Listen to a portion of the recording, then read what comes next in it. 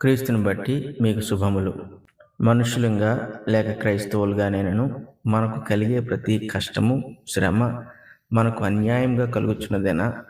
ఎందుకంటే చాలాసార్లు జీవితంలో మనం ఎదుర్కొనే పరిస్థితులను బట్టి, మనకు కలుగుచున్న వాటన్నిటిని బట్టి మనము నష్టపోవచ్చున్నట్టుగా, ఏ తప్పు చేయకుండానే మనం శ్రమపడుచున్నట్లుగా, అన్యాయము మనపై పడినట్లుగా మనం భావిస్తూ ఉంటాం. ఇది వాస్తవమేనా? దేవుని ప్రజలుగా మనం పడుచున్న ప్రతి శ్రమ, కష్టము, నష్టము దేవుని కొరకేనా? ఆయన ప్రజలుగా ఉన్నందుకే వీటన్నిటినీ మనము అనుభవించుచున్నామా? ఎందుకంటే కొన్ని శ్రమలు, కష్టాలు క్రీస్తునందున్న వారికి కలుగుచున్నప్పుడు అవి దీర్ఘకాలము నిలిచిపోతూ ఉంటాయి, కానీ వారికి ఎటువంటి హాని కలుగుచేయవు. కానీ కొన్ని శ్రమలు, కష్టాలు దీర్ఘకాలమున్న పరిష్కారం లేక మనసుకు బాధను, వేదన కలుగుచేయచ్చు. అవి మనుషులను స్థిరము లేని వారిగా చేయుచుంటాయి. ప్రతి నష్టముకు, కష్టముకు, శ్రమకు కారణం ఉంటుంది, ఉండకుండా ఉండదు. అయితే దేవుని ఎదుట నీతిగా బ్రతుకుచున్నప్పుడు వాటిని అనుభవించినట్లయితే అవి క్రీస్తు కొరకు అనుభవించున్నట్లే. ఆయన కొరకు జీవించుచున్నాము కాబట్టి అవి మనకు కలుగుచున్నాయని మనం నిర్ధారణ చేసుకోవచ్చు. కానీ దేవుని నీతిని అనుసరించకుండా జీవించుచున్న వారమైతే వాటిని దేవుని కొరకు కాకుండానే అనుభవించవలసి వస్తుంది. దుర్నీతిని బట్టి మన హృదయ తలంపులను జరిగించుట వలన వాటిని మనము అనుభవించుచూ ఉంటాం. ఈ సంగతులన్నీ కూడా క్రీస్తుని ఎరిగిన ప్రతి మనస్సాక్షికి అర్థమవుతూ ఉండాలి. వారు ఏ స్థితిలో, ఏ పరిస్థితుల్లో ఎలాగున్నారో, ఏ రీతిగా వాళ్ళు స్పందిస్తున్నారో, ప్రవర్తిస్తున్నారో ప్రతివాడు కూడా వారి మనస్సాక్షిని బట్టి ఆలోచన చేసుకోగలుగుతూ ఉండాలి. దేవుని నియమం వల్ల కలుగు నీతిని మనం అనుసరించకపోతే, దాని ప్రకారముగా నడుచుకోకపోతే శ్రమలు, కష్టములు, నష్టములు రాక మానవు. అయితే అవి దేవుడు మన పక్షముగా ఉండుట వల్ల కలుగట్లేదు, మన పక్షముగా లేని కారణముగా అవి కలుగుతూ ఉంటాయి.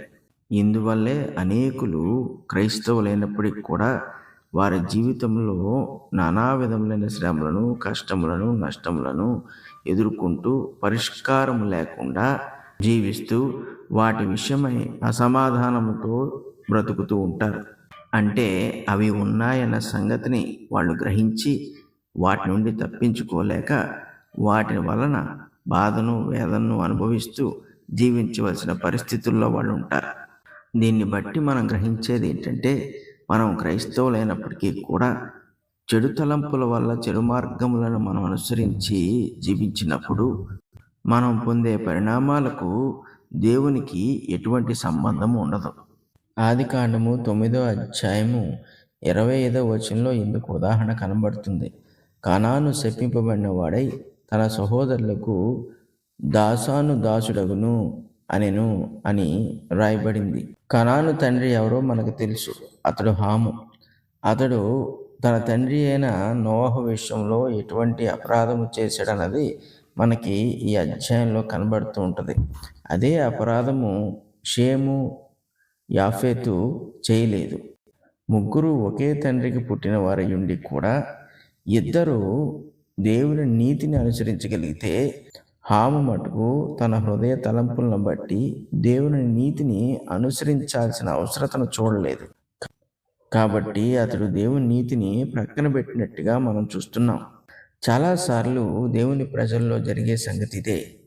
వాళ్ళకి దేవుని నీతి తెలిసినప్పటికీ, వాళ్ళ తోటి వాళ్ళని బట్టి వాళ్ళు గ్రహించగలుగుతున్నప్పటికీ కూడా వాళ్ళ యొక్క ఇష్టమును బట్టి, హృదయ తలంపులను బట్టి దేవుని నీతిని ఉద్దేశపూర్వకంగా ప్రక్కన పెడుతూ ఉంటారు.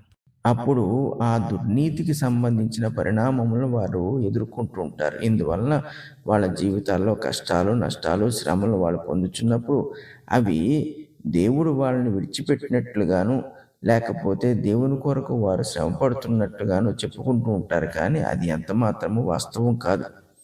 వాళ్ళు అన్యాయము చేశారు కాబట్టి, అనీతిని జరిగించారు కాబట్టి దేవుడు వాళ్ళని విడిచిపెట్టాడు. అందుకు వాటి యొక్క పరిణామములను వాళ్ళు పొందుచున్నారు. దేవుని నియమమైనను క్రీస్తు నియమమైనను అందరికీ సమానముగా ఒకే రీతిలో ఇవ్వబడెను. అందరికీ కూడా అది సమానముగానే ఒకే రీతిగానే ప్రకటింపబడుచు ఉండెను.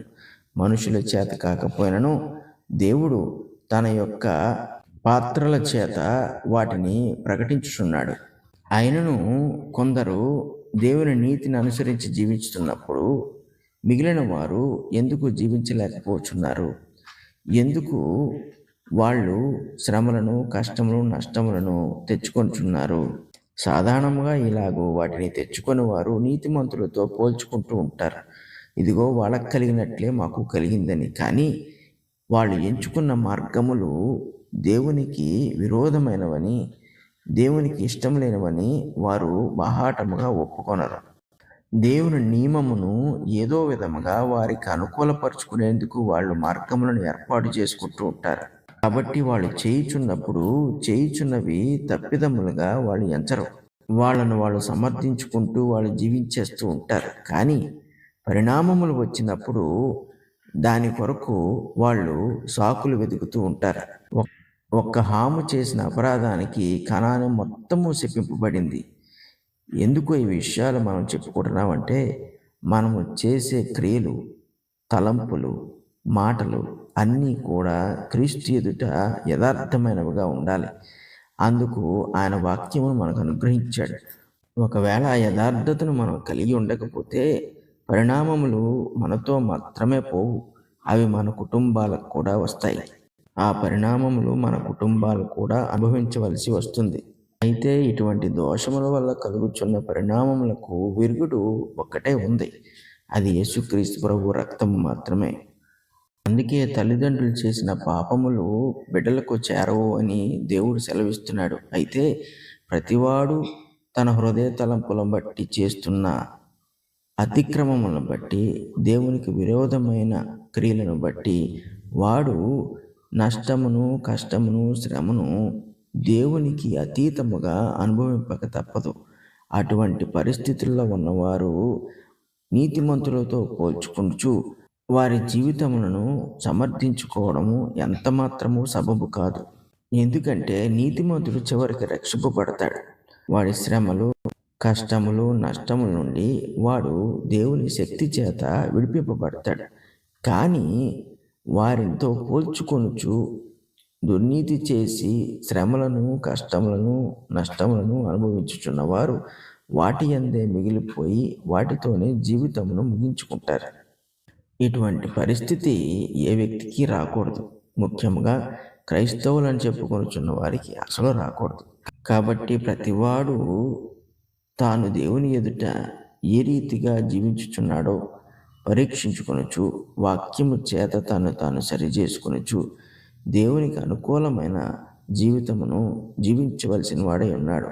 లేదు అంటే కలిగే పరిణామములకు దేవుడు బాధ్యుడు కాదు, మరి ఎవరునూ బాధ్యుడు కాదు, మనము మాత్రమే. పరిశుద్ధులకు తండ్రి, కృపగల దేవ, మీకు స్తుతులు, స్తోత్రాలు. నాయన, ఇదిగో నిన్ను అనుసరించి నీ నియమమును, నీ కట్టడలను మేము జ్ఞాపకము చేసుకొనొచ్చు వాటి ప్రకారంగా జీవించుటకు కృప చూపించండి. మా సొంత క్రియల వలన, హృదయ తలంపుల వలన మేము జీవించే వారం కాకుండా నీ వల్ల కలుగు పరిశుద్ధమైన తలంపులతో మేము జీవించుటకు సహాయం చేయమని యేసు పరిశుద్ధ నామమున అడుగుచున్నాము తండ్రి. ఆమేన్.